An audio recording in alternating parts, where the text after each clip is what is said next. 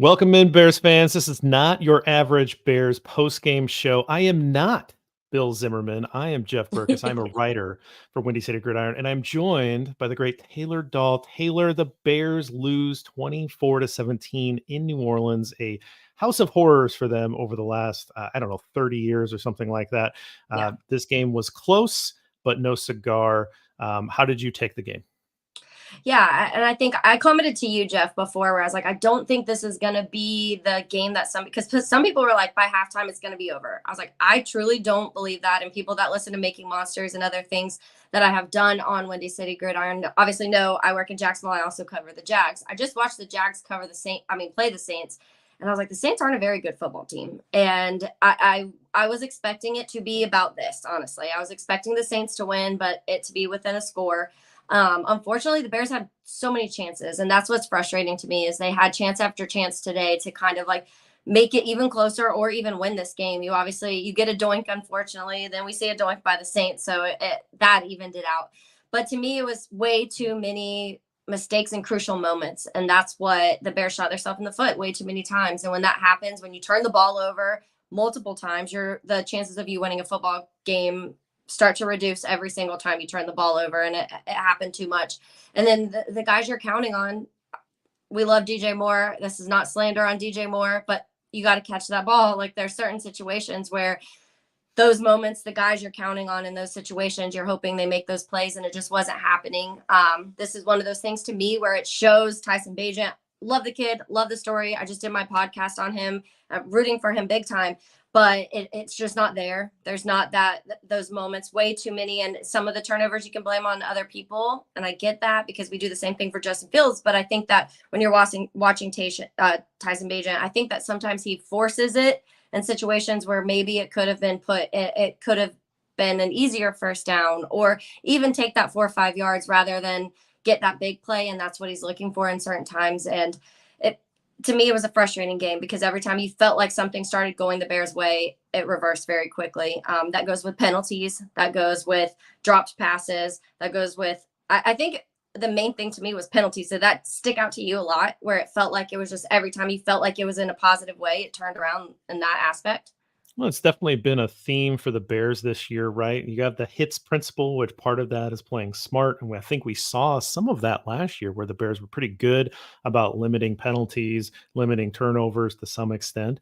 And then this year you get in and they're leading the league in pre-snap penalties. And, it seems like they're pretty sloppy. They're not disciplined.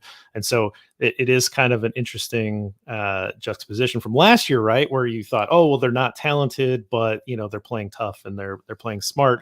And now you get a little bit more talent, but you don't see the same playing smart. And that did rear its ugly head again today. But like you mentioned, turnovers. The Bears turned the ball over 5 times in this one. Tyson Bagent throws 3 picks. He has a fumble, and then DJ Moore fumble. That's 5 times that the Saints were able to turn the ball over. The Bears defense doesn't turn it over at all, right? Yeah. Like once again, we see, empty zeros across the board for sacks, for forced fumbles, and for interceptions for this Bears defense. And so that's a very lopsided score on the ledger there. And generally, if you lose the turnover battle, you're going to lose the You're game. losing. But if you lose it 5-0, like you shouldn't be anywhere close. And the Bears were able to keep it close in this one. So what does that tell you? Like to you, what does that show when like an indicator of a team that has made that many mistakes, made that many turnovers, had that many penalties, and was still able to stay within a score at the end of the game? And I said this last week where I was like, I think the Bears on the football field are talented. And I think I would say very talented because I think there's a lot of pieces on this team that are making plays. But to me, it's a lot of coaching. There are certain scenarios where, and pre-snap penalties directly correlates to coaching. And we've said that a million times. I know there's mistakes. Braxton's coming back. He hasn't played in a little bit. We saw a couple errors from him today.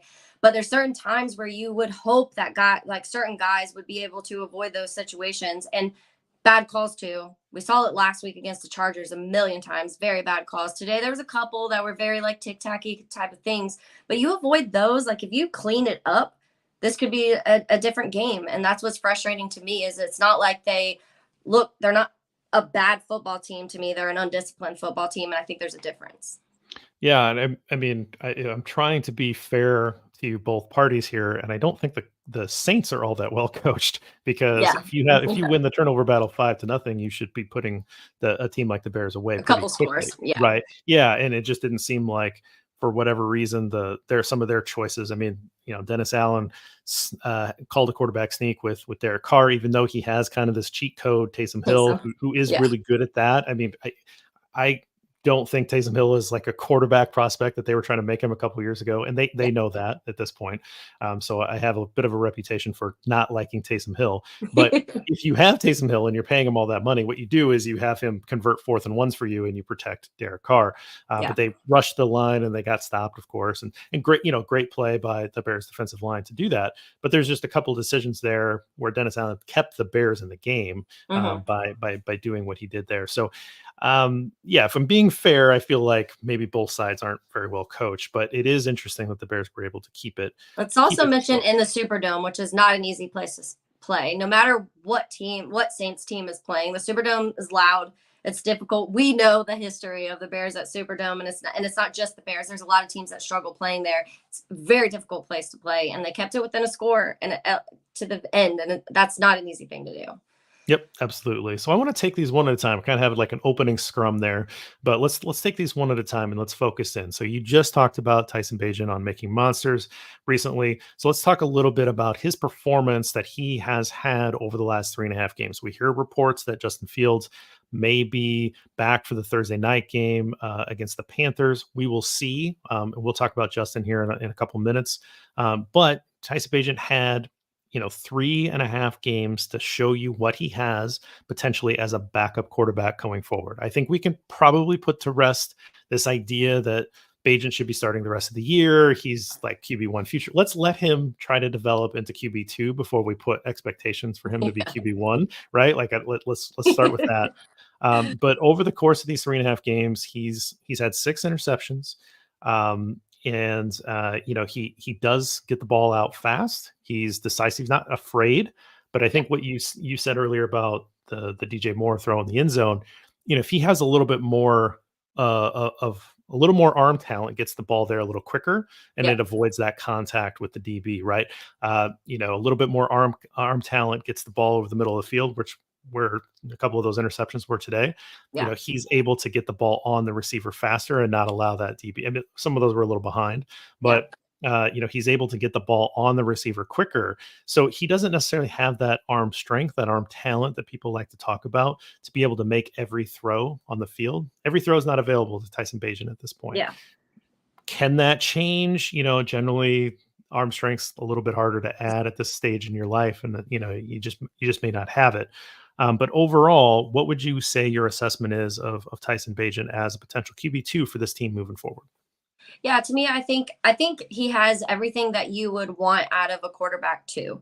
He's been put in a situation on a team where even your starting quarterback in Justin Fields, that now we're at the point where we're deciding, hey, is Justin Fields your quarterback of the future, or is it time to start to look somewhere else? And a lot of people are confident in Justin, but that's a very split thing in Chicago, I think, right now. And even somebody like that has been struggling to win football games on this offense. So the expectation to think that Tyson could come in and win games pretty quickly is probably not an ideal scenario. But I think that for the most part, he's a guy that you can trust in most situations. I think that today there were moments where he was like pushing things when maybe he shouldn't have. He's a winner, and sometimes that winner mentality, that the competitor mentality turns into maybe forcing some plays that shouldn't happen. And the arm is kind of the question, but we saw the first play of last week. We saw he has the ability to throw downfield and make those deep throws. So it's there. The question is, how much can they surround Tyson and Justin and make it a successful offense? Because the one thing that we've seen in history with the Bears, to me, Jeff, is that every time I feel like we've had a quarterback where we're at least a little confident in, the backup quarterback has almost opposite talents of what the starting quarterback is. So when he comes in, you have to completely transform your offense, and that's not what you should have to do. Today, we saw Tyson be able to run. He used his legs.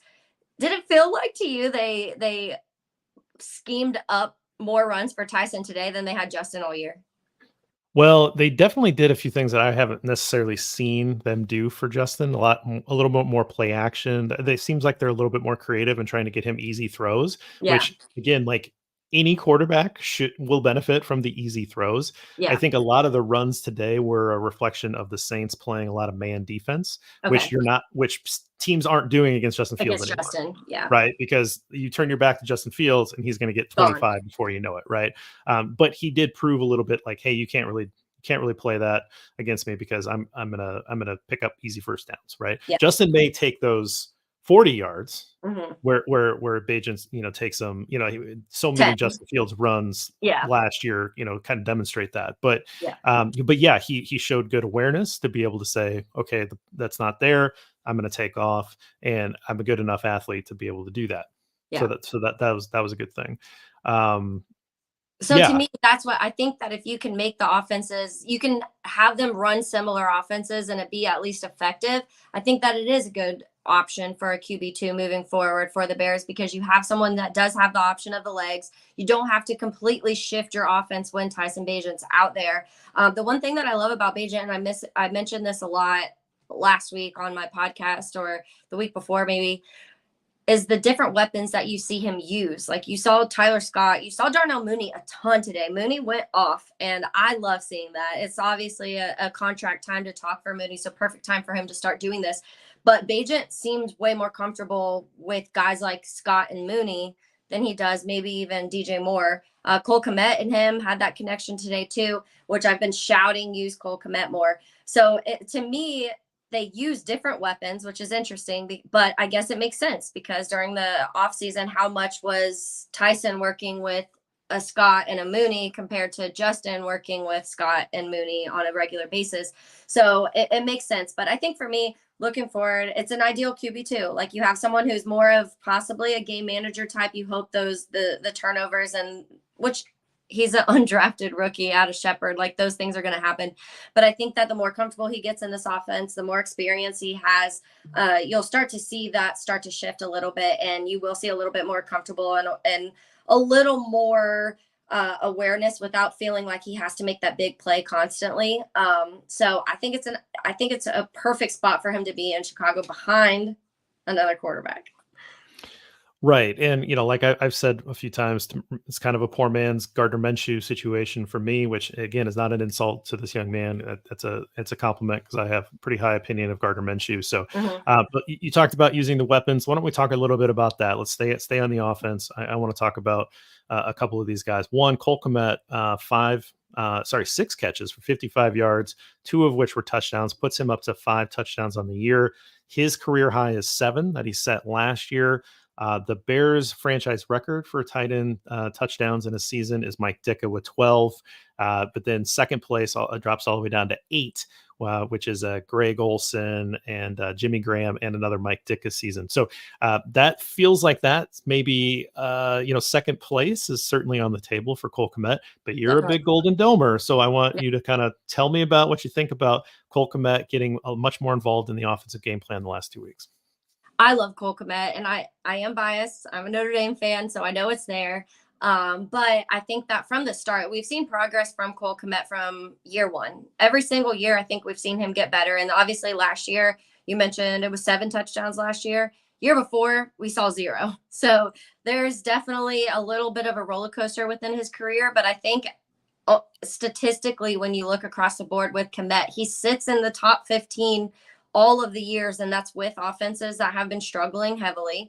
And so to me, this contract this last season, I was pumped about. I think it's time, and it's time to start paying guys who are showing up, and you want touchdowns. Yes, you want Cole Kmet to be kind of more of that red zone target guy, because I think that that's what you usually expect out of your tight end, somebody like him. But we saw today what he's capable of. Even the yards after contact he was getting today, and the kind of wiggling out and figuring out. Last week we saw a whistle blown early, and that ruined one of the plays of Cole Kmet.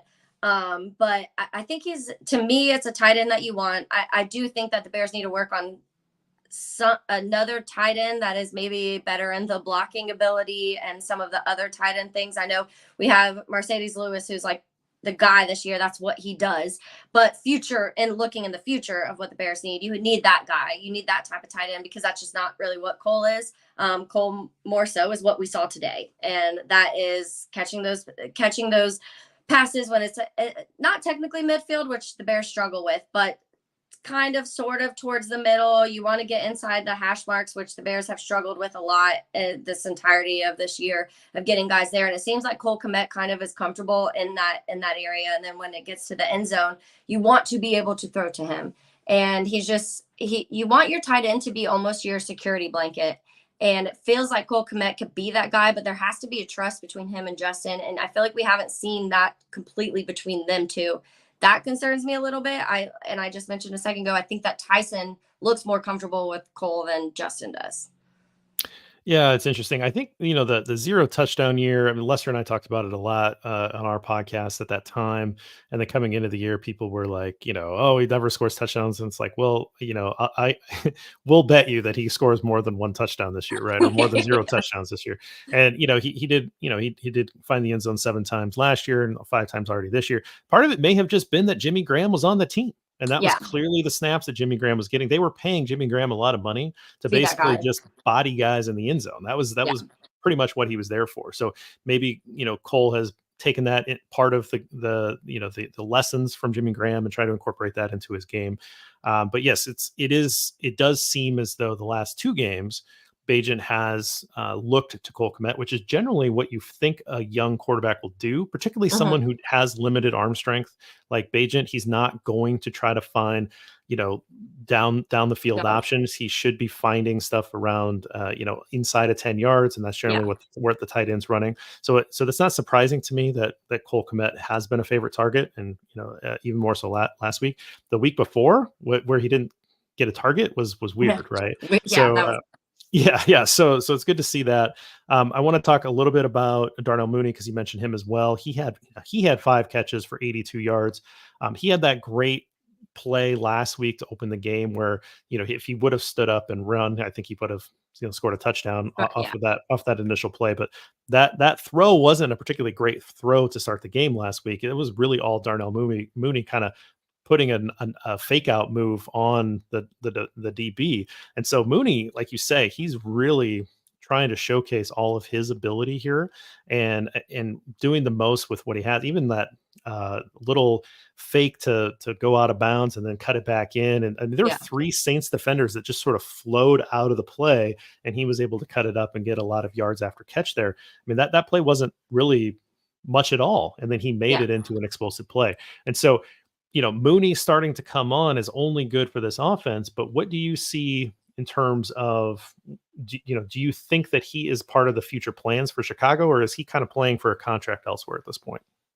That it concerns me a little bit because I would love to keep Darnell. Like, I think that Mooney to me is a Bear, and it makes me sad to think about him not being a Bear. But at the same time, I think that Chicago has like a certain mindset of what they are. And I think with Mooney, you have these games where you see these flashes and you're like, man, like he can do it. But then you don't really see much for a couple games and you start to get a little concerned that like, where's Darnell Mooney? Why aren't we seeing him? And he's a smaller guy. That's a lot of the conversation we have. And you want to start to see those big receivers on the Bears offense. And DJ Moore's bigger. But you have the history of what we've had, at least the last 5 years, has been a lot of smaller guys who can make plays.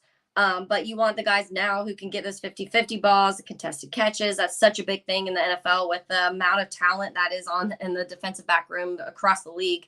And so I think that I want Darnell Mooney in Chicago, but I think that right now he's more so playing to be like, hey, I'm here. I'm not just a wide receiver, number 2, 3. I can be somebody's like 1. I think that's what's in Darnell's mind. And we had those conversations last year. I remember in the offseason when there was a lot of arguments. I think Orlovsky was the one that was like, he's definitely not a 1, maybe barely a 2. And I remember him making comments about that, and Bears fans attacked Orlovsky. I was like, what? Like, no, Mooney's a 1. I don't think Darnell Mooney's a number 1. The only reason I say that is probably because of the size, but I do think that he can be a solid 2 in Chicago, and you build around him. And especially with an offense, when you're now working on fixing the offensive line, we're hoping that pieces start to get healthy and we get a center that can snap the ball because that's important. Um, you start to build this offense around guys that you're confident in and start forming connections rather than every single year having to completely revamp your offense because you're having to change everything around your quarterback or your quarterback. And so I think that's an important thing is developing off of these guys. And I think Darnell Mooney is a solid foundation of what the Bears should want looking forward. Yeah, I want to talk about running back. So I'm wearing the Angry Runs Yes, I love shirt. it. So Deonta Foreman won the Angry Runs from Kyle Brand and the Good Morning Football guys. So they were kind enough to send me this. So head on over to Homage and check them out. I think it's a cool T-shirt. And so 20 carries, 83 yards, 20 carries for Deonta Foreman, and only 2 carries for Roschon Johnson. So this is maybe a little bit different than a lot of Bears fans expected coming into the year. I think a lot of people were pretty excited about Roschon taking over the number 1 running. I heard a lot of that. Roschon Johnson's going to be number 1 running back. I'm the biggest Khalil Herbert fan there is, so I wasn't there, but interested to see Roschon develop and see what he can do. And obviously, he got knocked out with the concussion for a few weeks and coming back. Maybe they're just trying to slowly reintegrate him into the offense. But Deonta Foreman has really taken charge of this backfield with Herbert hurt and Johnson hurt over the last few weeks. And I mean, 20 carries in a game where it was negative game script for a good chunk of this, or at least neutral game script, is really impressive. So what has Foreman brought to this team, and what do you think of him in his 1-year stay here in Chicago? I love Deonta. I was super high on Deonta Foreman when the Bears signed him, and I think that we all saw he's been a journeyman around the NFL, and it's weird to me, honestly, that a team hasn't locked him down even for some sort of contract, because everywhere he's been able to succeed in some sort of fashion. And we saw last year filling shoes of Christian McCaffrey. Big shoes to fill, like very big shoes to fill. And he was on pace to hit 1,000 yards, and he didn't even start a full season. And that's just the type of guy that Foreman is. He's tough. He's the one that will get through. There's certain moments sometimes where, like even today, where I was watching, where I was like, man, he's so good. And then I feel like the next play, he was just running into the back of the lineman. And I was kind of like, oh, like, what is that? What's happening with that? But I think he's that guy who, when he does find even the smallest slide of space, he's going to get it. And that's what you want from a guy and he'll get those yards after contact. He'll force some plays that maybe you don't think could happen. You want that short yardage plays. You want the ball in Deonta Foreman's hand. But I think for me, it's like, my biggest question mark is I love Khalil Herbert. And if Khalil Herbert was in the offense, how different would it look? And that's what I keep kind of going back to, is how would they be using Herbert in this? How would you just at 20, what did he have? 20? That's 20 carries. That's a lot, 20 carries, yep. Which I think we all kind of suspected that it'd be a heavy run today. But what would that look like if Khalil Herbert was playing today? And that's my biggest question mark. I hope they keep using Deonta Foreman, but I also hope that once Khalil Herbert is back, they still are able to incorporate him in the offense, because I think they both are very individually good players and do different things. Deonta Foreman is a running back. Like, that's what he does. There's not much outside of that. You're not going to scheme a whole lot of different things around Deonta Foreman, but if you want that run up the middle that's going to get you 6, 7, 8 yards, he's going to do it. Yep, absolutely. I agree. I like him a lot. I hand him the ball. Let's see what he can do. But again, I'm the biggest Khalil Herbert fan there is. So looking forward to Herbert coming back. What do you think today would have looked like if Herbert was playing? Well, I think he would have had half the touches, Foreman. I think Herbert probably has 15 and Foreman has 5. Yeah. Right. I mean, or 7 or something like that. Right. Because, as good as Foreman is, and he is good, he's a little bit more power and not quite the juice that Herbert brings. Right. And so you want that ability to have those explosive plays. To me, football is a lot about explosive plays, right? Yeah. Like the modern day football is trying to get chunk gains, either in the passing game or the run. I don't care how you get them, but trying to get those chunk gains, that's what leads to points. And on defense, to me, it's about stealing possessions. So it's trying to turn the ball over and steal possessions. Neither of which the Bears did very well today on. So I guess there's that. But yeah, so we're doing everything you want us to do. It's sort of like how I view football is not necessarily what you see out of the Bears lately. But I think Herbert probably still has the lion's share of the carries, even with Foreman. But it's been good, I think, to have Foreman display what he's capable of, because he got buried on the depth chart really quick. Yeah. I would say it surprised me, because I've seen NFL evidence that he's a good football player, Yeah. where, Roshan kind of rose to the top pretty quick, or near Yeah. the top pretty quick. But again, it's a rookie. It's a guy that you're going to have on the team for 4 years. You do want to see him have action. Yeah. He is a well-rounded back, being Roshan. So But hopefully he gets back in. to have Foreman not even active the first few weeks, it was weird. Right, I agree. I hope he continues to be active and gets Yeah. carries. So we're going to take a quick break, real quick, and on the other side of this, we're going to talk about the defense a little bit, as painful as that may be, and then we'll see if there's anybody in the comment section on YouTube to ask us some questions. All right, Taylor, let's talk about this defense. So, not 25 or more points, which was the streak for quite a long time. It was 24 points.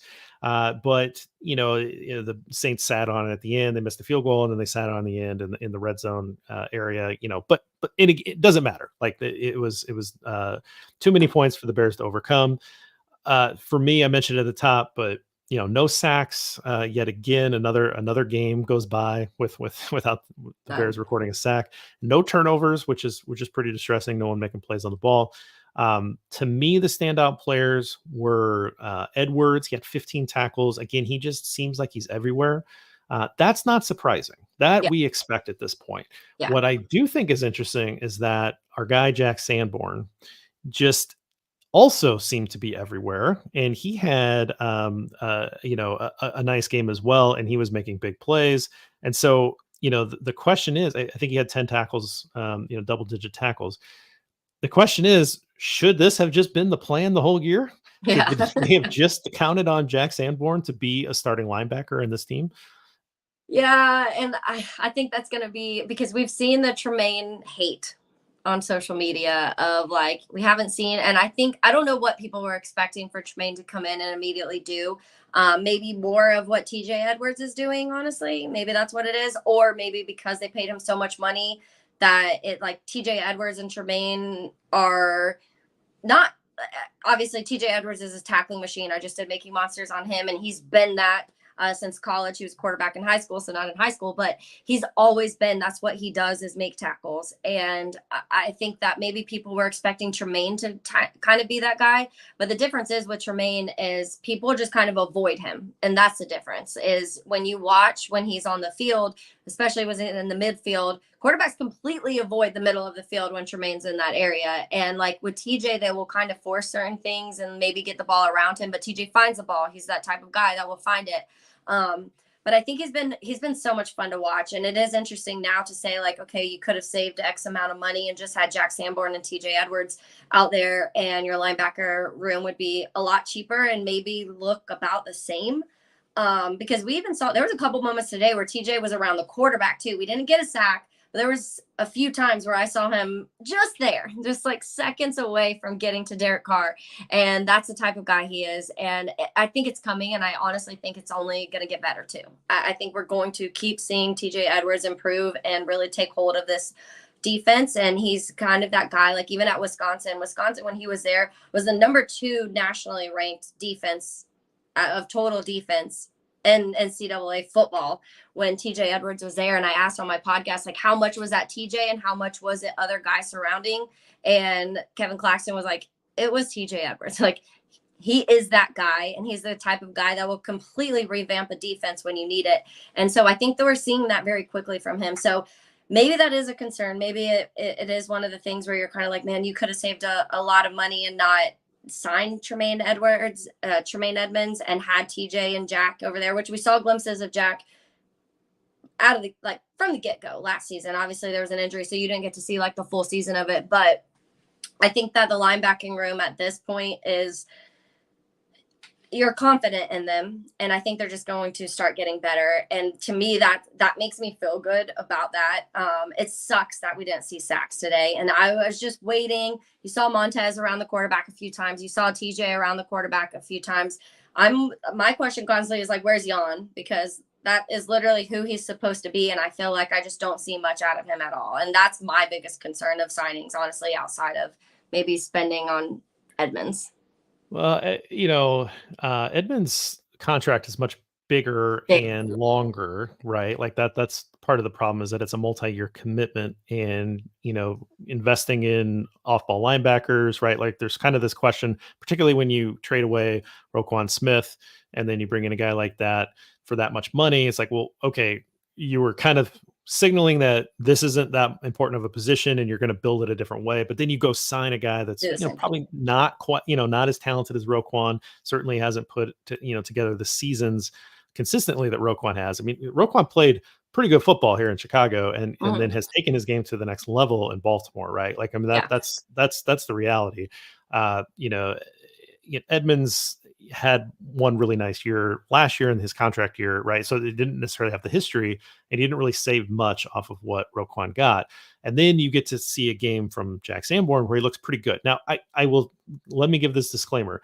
I wouldn't trust Jack Sanborn in coverage like I would in Tremaine Edmonds, right? Like Yeah. that's just because there is certainly a difference in their stature, their length, and their athletic ability, right? And that's just going to come back and be in the favor of Edmonds, absolutely. But is it Yeah. an allocation of resources that the Bears may regret down the road? They don't know, they're not limited right now, Yeah. so you can't necessarily point to that and say, well, if you wouldn't have done that, you could have had more money over here. It's just an interesting decision this early in the rebuild, or an early on in the rebuild. So worth at least talking about real quick, Yeah. and we interesting and fun to see Sanborn get another chance at a start last year. That was a lot of fun. It was one of the few bright spots down the stretch was just to watch Same this for undrafted free agent linebacker play, right? So other than that, the defense again. We mentioned it before, and I see Lester has a comment here on the live stream. Bears were -5 in turnover ratio. They were hit with 8 penalties for 71 yards. The Saints were only flagged once for What's that? 5 yards, and they only lost by 7. So it kind of sums up what we were talking about earlier. Yeah. Uh, again, though, if you're starting an undrafted free agent rookie, some of those mistakes are happening because of the negative game script late, right? Like, I mean, he's trying to bring the team back. He doesn't have the arm to be able to make some of those throws that he would need to make in those spots, whatever the case is, right?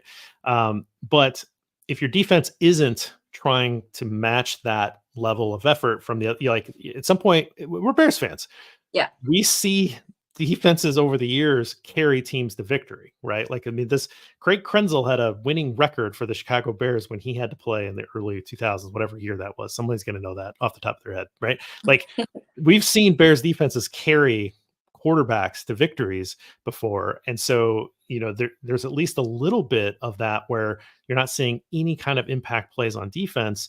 And you just feel a little bit like, man, if they could just get a turnover or two, this could really change the course of a game.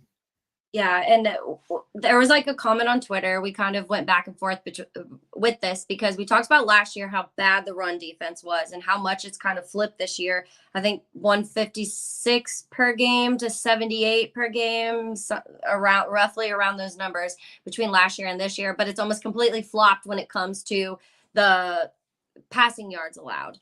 I'm just truly curious at how much that is revolving injuries because to me, I see an immediate impact when Jaquan Brisker is on the football field. And when I think even moments today, at least 3 times, I was like, if that was Jaquan, it would have happened. I'm not an Elijah Hicks fan whatsoever. I don't like seeing Elijah Hicks on the football field.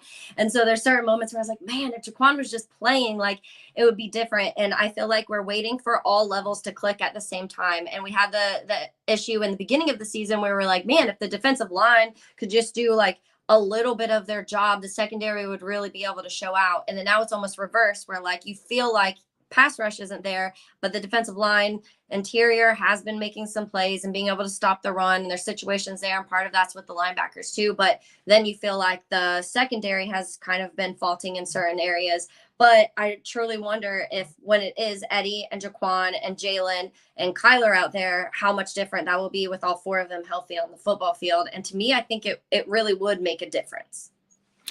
Yeah, I mean, it's one of those things where every team's going to get injuries, right? And so you see a lot of teams able to get through some of those tougher injuries because they have a lot of depth. I mean, like the Eagles traditionally have really good front line, but they also have a way to find a lot of depth, and they get real value out of depth players. Yeah. That's what really good teams do, right? And the Bears, are just trying to get that front starting line of everything Yeah. at a level that makes them competitive. And they definitely don't have the depth. There are some players that if they were to be cut from the Bears, players that get real snaps for the Chicago Bears, if they would cut them tomorrow for whatever reason, they probably would go unclaimed, Yeah. right? Like that's kind of what we're saying. They're not the least talented team in the league by any stretch. Last year, I think they could have made that Yeah. case. This year, not so much. But there are players that are getting real snaps that probably aren't playing, not getting picked up by another team, and so that does show you that there more depth needs to be built, right? Yeah. And that's part of it. Definitely. But it's So like the same thing with the offensive line, right, Taylor? Where like yep, that's what I was about the to say. original plan still hasn't been on the field. The original plan coming into last year never got on the field, right? Yeah. Because Lucas Patrick was supposed to be the center last Yeah. year. He only had one start, and in that start, I believe Schofield started at left guard. So that was Yeah. not part of the original plan. This year, the original plan has never been on the field together, Yep. right? And this was the seventh different starting combination that played today, Yeah. and so like there's a lot of that happening in the offensive line. It's happening in the secondary. You're still trying to figure guys out on the defensive line, which made you have a a pretty big mid the trade deadline move to bring in Montez Sweat. So Yeah. there's just a lot of things in flux, and you see these good teams that are playing every week, and they're playing in prime time and they're winning games all the time. And it's like, oh yeah, this offensive line has played together for the last 4 years. Yeah. Yeah. You're like, must be nice. Oh, okay, that'd be cool, right?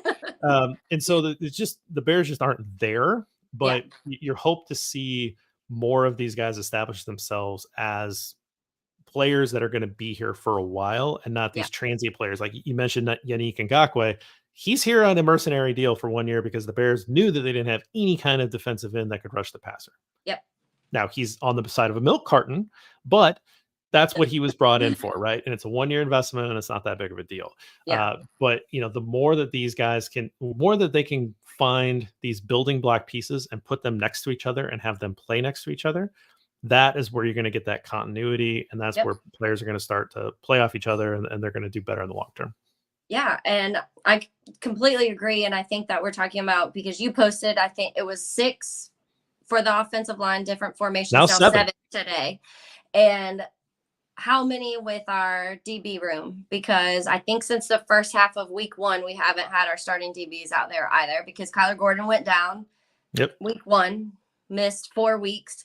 And then when that started happening, Jalen's missed time, Brisker's missed time. We've seen even guys, we've seen Greg Stroman come out. We've seen Elijah Hicks come out. We've seen Terrell Smith come out. The amount of rotation that's had to happen in the defensive back room too, that's what sticks out to me so much, is like we're having the same exact issue on the offensive line as we are with the DBs right now. And like at some point you want to see these guys be able to be out on the football field, and like you said, has some sort of like constant, and we haven't had any sort of constant on either of those sides. Yeah, Terrell Smith has missed time, Yep. but he's been in, right? Tyreek Stevenson, right? Like, so you do have a lot, and of course Eddie Jackson has missed Yep. quite a bit of time. So, yeah, it's a really good point. I haven't mapped that out, but I think you're right, and that it has an impact. Like offensive line and a DB room are very similar, right? Like Yep. they learn what each other's doing. They know when they're passing off coverage. Like an offensive line knows when they're passing off stunts. Like there's a lot of similarities between a DB unit and an offensive line unit. So that's a good observation there. So I want to kind of shift focus. Short week, second Thursday night game for the Bears this year. They changed that rule this year. How I feel about it, whatever. Like, I think that you should not be allowed to play on a Thursday if you just played on a Sunday. I think they should change the rules where you should get 2 bye weeks, and an early bye week and a late bye week, and you can only play a Thursday game coming off that, just for player safety and for game plans, for the quality of the product, whatever. But America is going to be treated. Our mental health. Mental health, it's certainly a good concern there too. But America is going to be treated to the Chicago Bears and the Carolina Panthers on Thursday night. We the Panthers right now looks like it's a late second quarter. They're trailing the Colts 10-3. Hopefully the Colts can, get put that game out of reach and win that one for us. But this game is obviously going to have a lot of attention because the Bears own the Panthers' first pick. So there's going to be a lot of discussion about trying to better the Bears' pick with getting that victory as well. But short week. Justin Fields threw the football, had a limited practice late this week. It puts at least on the table that Justin Fields could come back. I would imagine with a 4-turnover game from Tyson Bagent that they may be a little bit more interested in bringing Yeah. back Justin Fields this week. I think if Tyson Bagent would have just had a game, and again, he threw Even a a couple pick, touchdown passes. He did some good even things, one or right? two. Yeah. Yeah. But if he would have maybe thrown, three touchdowns, 1 or 2 interceptions, I think there may have been a discussion. Right now, I'm thinking if Justin can throw the ball, they're going to put him in there. But once they hand that back to Justin, you would assume that's his for the rest of the year, Yep. unless another injury were to take him out. What do you think that the Chicago Bears decision makers, the coaching staff, which I'm not really interested in bringing back this year anyway, but what do you think the fans like? What do you think we need to see from Justin Fields in the second half of the year to at least make this a conversation about what the Bears should do at quarterback moving forward? I think the biggest thing is we need consistency because we've seen so many flashes of Justin. Like we've been able to see even this year, we saw the couple back-to-back games where there was 8 touchdowns and you felt like everything was clicking and you were like, man, like this is what a coherent offense should look like. Like you should be able to throw touchdowns. You should have limited issues. I'm not asking for zero. I'm not asking for zero mistakes because mistakes are going to happen. We even see Kansas City making mistakes now. But there's moments where you just want some sort of consistency. And I think that you need a string of games from Justin where you're seeing the same thing and you're seeing limited mistakes. You're seeing some more. And because I think the 2 knocks that we always hear on Justin, obviously, are the anticipation and maybe the mid-range throws. That's a lot of his things if he's holding the ball too long. And I think for Justin, a lot of it is he always wants that.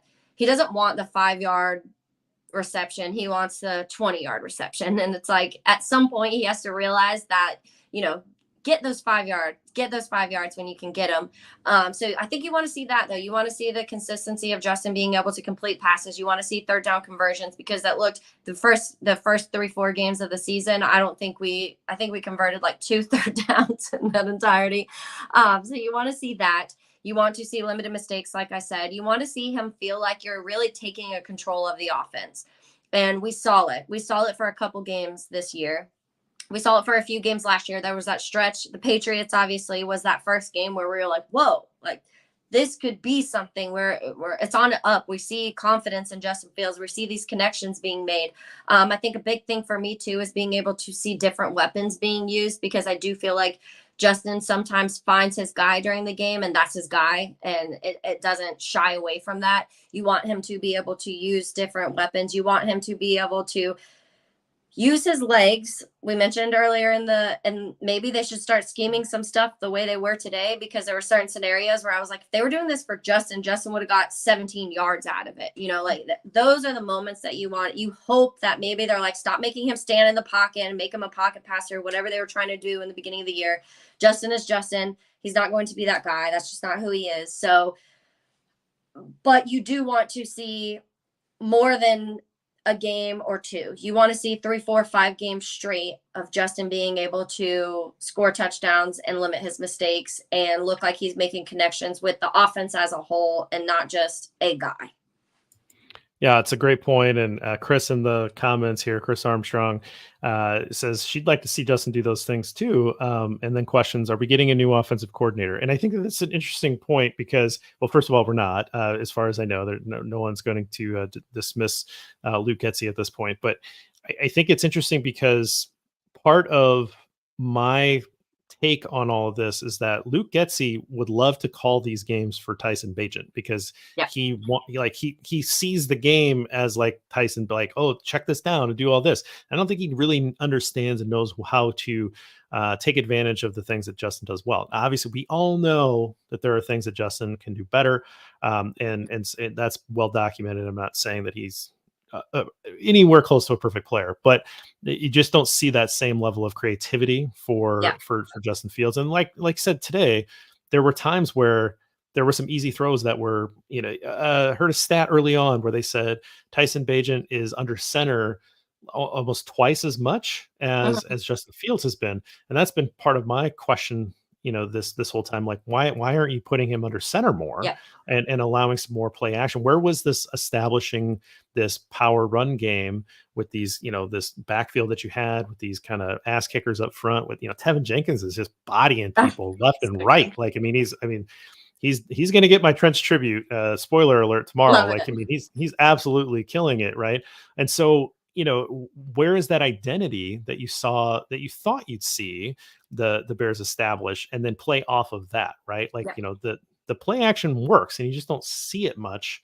And so I don't know that the offensive coordinator that the Bears have in house right now does not seem like the guy that's flexible enough or talented enough in his own abilities to take advantage of what Justin Fields has. And so Yeah. part of this is interesting because you want to see that consistency from Justin Fields down the stretch, but is he really going to be put in a position to succeed?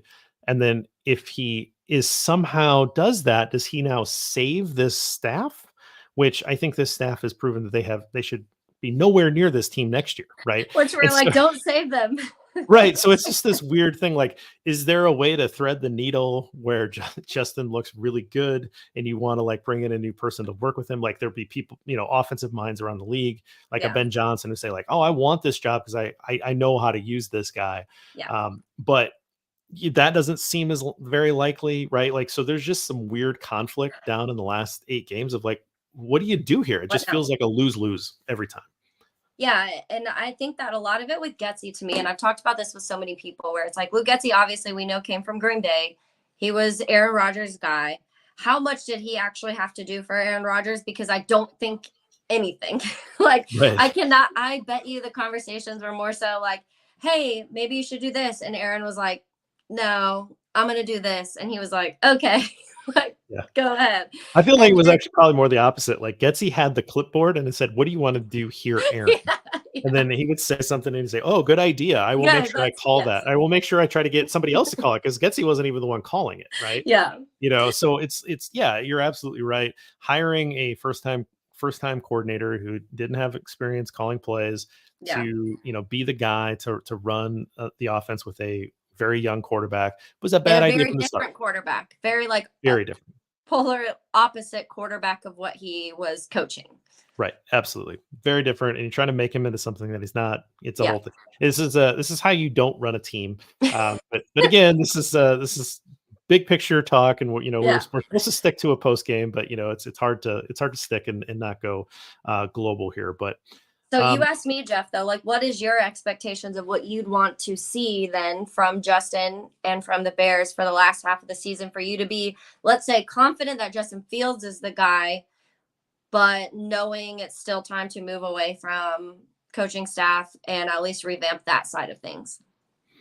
I mean, it's so much of the talk is always about wins and losses, and so like that, I don't want to go there because that to me doesn't matter so much. To me, for Justin to save to point the direction of Justin in the future is a lot more complicated than what he plays on the field. That's the Yeah. truth of it. But for me to continue to believe in him because I really like the guy and I want him to succeed.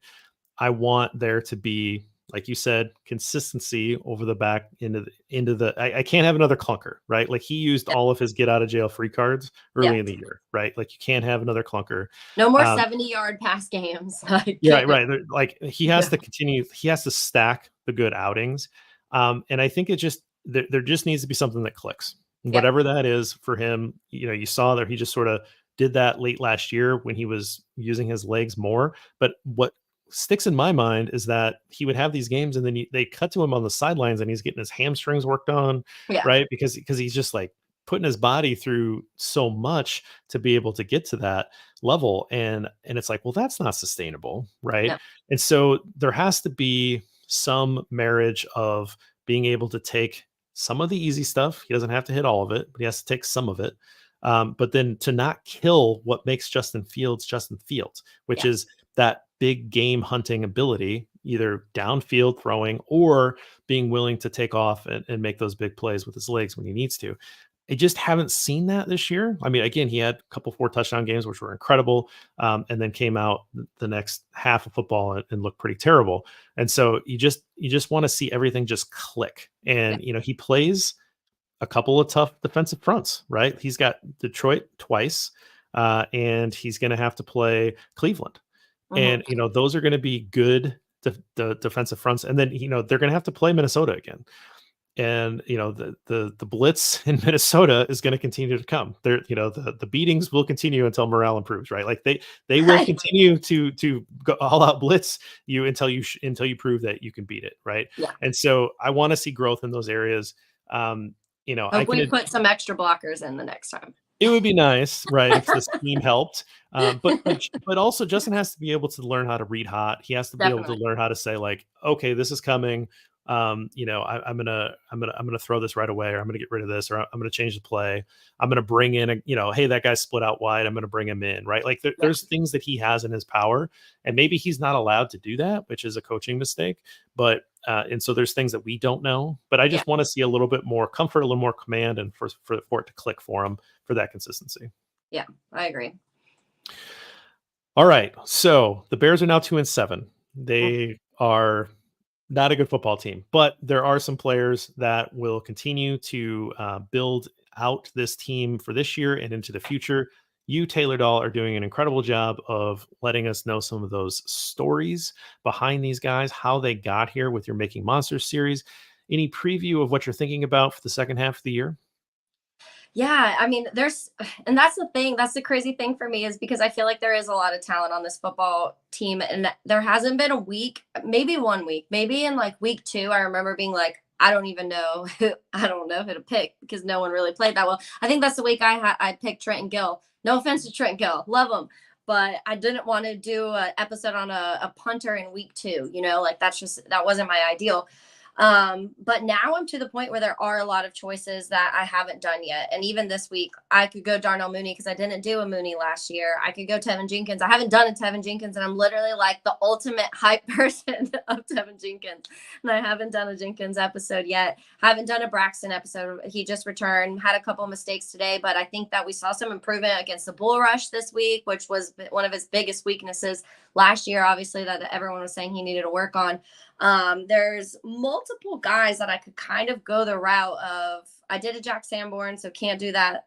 I guess I could do it again if you guys want to know more about Jack Sanborn, but I already did that episode. So to me, there's still so many guys. And last year, it was almost like I was just like pulling air, trying to be like, okay, who made a good play that I could pick for this year? And this year, it's a little different for me. This year, every game, there's 3-4 guys that I want to find more about, like find more out. And I'm like, man, like, do I want to go this way or do I want to wait until he makes the big play? Because there's been multiple instances this year where I'm like, kind of want to do Tyreek Stevenson, but I feel like we're going to have a game where in the future, in 3-4 weeks, where Tyreek is just like all out. And I'm like, okay, now I have to do Tyreek. So it's that balance of like, do I want to use an episode on a game where they played like decent, or do I want to wait until they have that game where it's like, man, this guy just like completely balled out? I haven't done Jalen episode, and I think I was debating last week, but then I was like, the moment I do this, he's going to get traded, and it'll happen like I did Roshan last year. So I waited on that one. Obviously, he's staying, so I could now do a Jalen episode, not after this week because I feel like there wasn't too much there, but there's so many routes to go, and there's a lot of young talent, and I think that's a large part of it when you look at how many year 1-2s are playing on the Bears roster and how much they're counting on those guys to be successful. It's exciting, but that's why I think we're also seeing some of the outcome we're seeing. Sure, young players, young roster, and that's what you want to see. is that there's at least they're not an old roster and Yeah. playing poorly. That's a old overpaid roster that's 2-7 is like the worst case scenario. But Yeah. I would say maybe just do an entire episode on Jack Sanborn's neck. Right. We need to know, we need to learn more about how you get a neck like that. And anyway. Maybe I can get him on and be like, just tell us That'd how be you get amazing. Yeah. Just what do you do, man? Like, what is this all about? I had a football coach that called it a Gunther neck, just like all Oh. these, I don't know, like guys named Gunther would have a neck like that. So anyway, that's always what I think when I think of see guys like Takeo Spikes, like with the big neck. But which I feel like we see a lot of, like there's a good amount of linemen that usually have that. Like you see those necks on linemen. Yeah, or linebackers can have linebackers because linebackers are like they do build it up because they're just gonna There's hit. like muscles forming that you didn't even know you had. They have muscles on muscles, right? Like that's the kind of like a muscle just formed on top of my traps. It's like, oh geez, okay. Yeah, I don't know how they do it, but all right. Well, I think that's good enough for a Bears loss, and we can cut it there.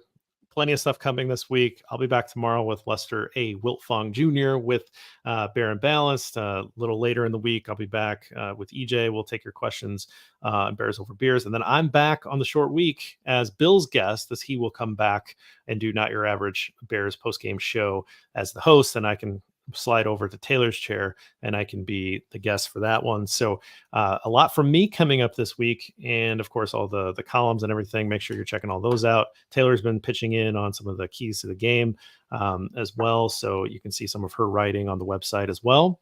Any final words before we get out of here? I just was about to joke saying maybe that we should plan I do the podcast with Lester next week because the one I got to do was a win. Well, my biggest fear is that I get replaced, so I don't know that I can allow that because if that happens, then it's over. Right. But I appreciate you pitching in for that. You did a great job. And so I'm kind of making up for the vacation by filling in on a couple shows here. So thanks everybody for joining us. Until next time, I know it's tough, but we're used to this at this point. Bear down.